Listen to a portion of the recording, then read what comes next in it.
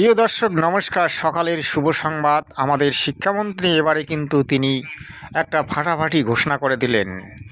আমাদের বেঙ্গলের শিক্ষা এবার হবে কেন্দ্রীয় সরকারের শিক্ষা নীতিতে, অর্থাৎ বেঙ্গল এবার এমন একটি ডেভেলপ করতে যাবে যে ডেভেলপ অন্যান্য স্টেটে নেই।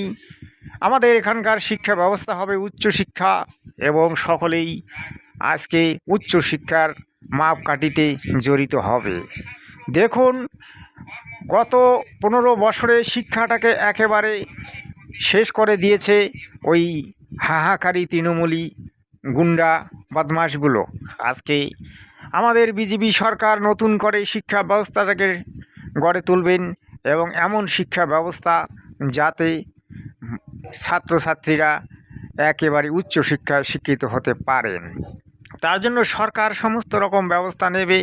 গরিব মানুষের মধ্যে অনেকেরই কিন্তু টাকা পয়সার অভাবে পড়াশোনা হয় না, কিন্তু সেই ব্যবস্থাগুলো এবার আমাদের শিক্ষামন্ত্রী তিনি করবেন।